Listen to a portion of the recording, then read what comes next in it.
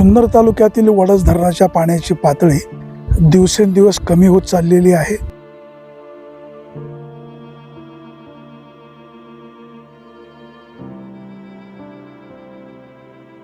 आपण पाहतो या ठिकाणी पाण्याची पातळी झपाट्याने कमी होत आहे. पाणीचं बाष्पीभवन देखील खूप होत आहे.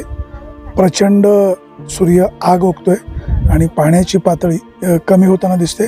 आपण खाली पाहतोय हे वडस धरण आहे आणि या धरणामध्ये बघा आता पाण्याची पातळी किती कमी होताना दिसते.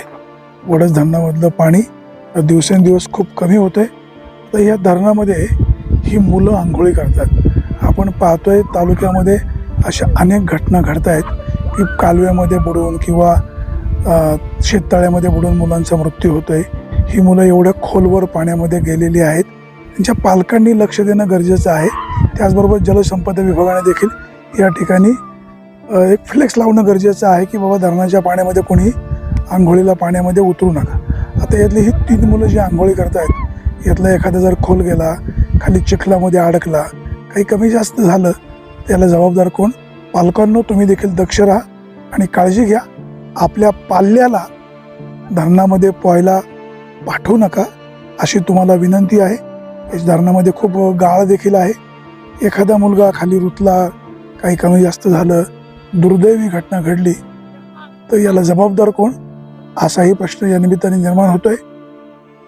जलसंपदा विभागाच्या प्रशासनाने देखील काळजी घ्यायला हवी. त्याचबरोबर पालकांनी देखील काळजी घ्यायला हवी.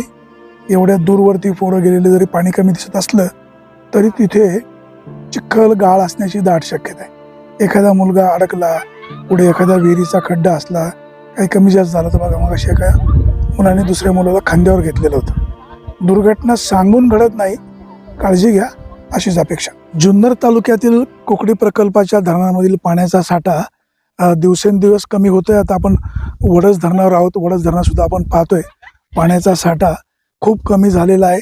धरणामध्ये देखील पाणी खूप कमी होताना दिसतंय. हे जी गाळपेर क्षेत्र आहे या ठिकाणी सगळं कोरडं झालेलं आहे. पाणी दररोज अधिक प्रमाणामध्ये खाली चाललेलं आहे आणि भविष्य काळामध्ये म्हणजे आता संपूर्ण मे महिना, मे, जून, जुलै, पाऊस पुढे कधी पडेल माहीत नाही. दिवस खूप अडचणीचे आहे. त्यामुळे जलसंपदा विभागाच्या अधिकाऱ्यांनी काळजी घेणं अपेक्षित आहे. सगळ्यात महत्त्वाचं म्हणजे सध्या उन्हाळा खूप कडक आहे. सूर्य आग ओकतोय. मुलं धरणामध्ये पाण्यामध्ये आंघोळीला येत आहेत. धरणाच्या कडेला खूप चिखल वगैरे असतो. घटना सांगून होणार नाही. पालकांनो, पाल्यांना जपा. मुलांना आंघोळ करायची असेल तर पालकांनी सोबत येणं गरजेचं आहे. लहान लहान मुलं पाण्यामध्ये येतात, धरणामध्ये पोहायला जातात, काही दुर्घटना होऊ शकते. पालकांनो, काळजी घ्या.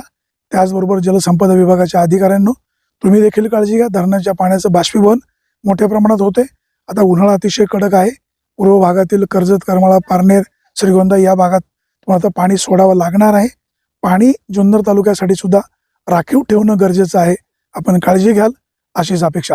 सुरेश वाणी, विघ्नर टाइम्स, वडस.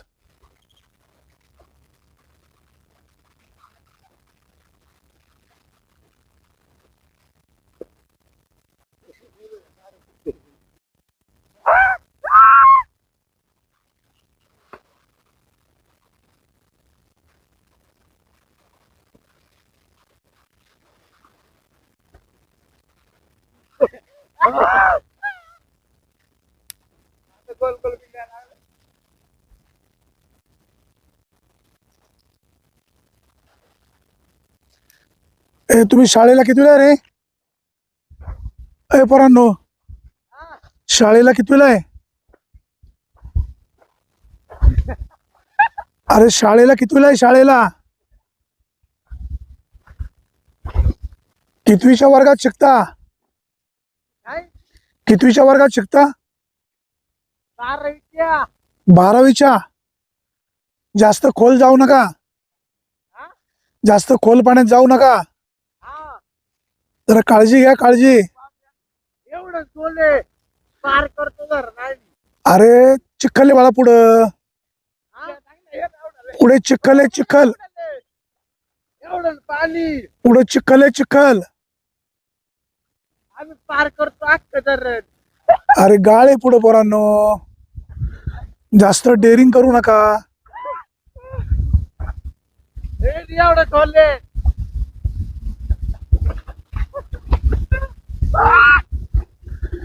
पोहता येतं का? पोहता पोहता येतं का रे? हा? पोहता येतं? हा? पोहता येतं का? पोहता आवाज नाही येत. पोहता येतं का? पोहता. हा. चला लवकर बाहेर निघा. बघा आवडत तुम्ही. एवढं खोलले.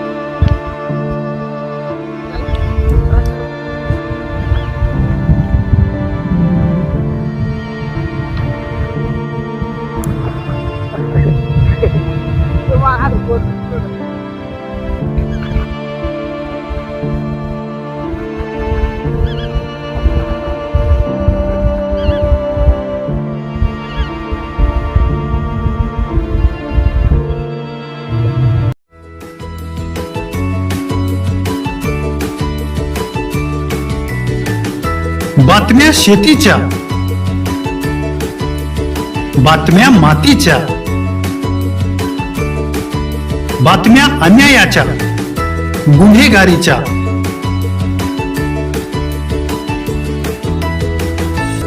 राजकारणाच्या आणि समाजकारणाच्या,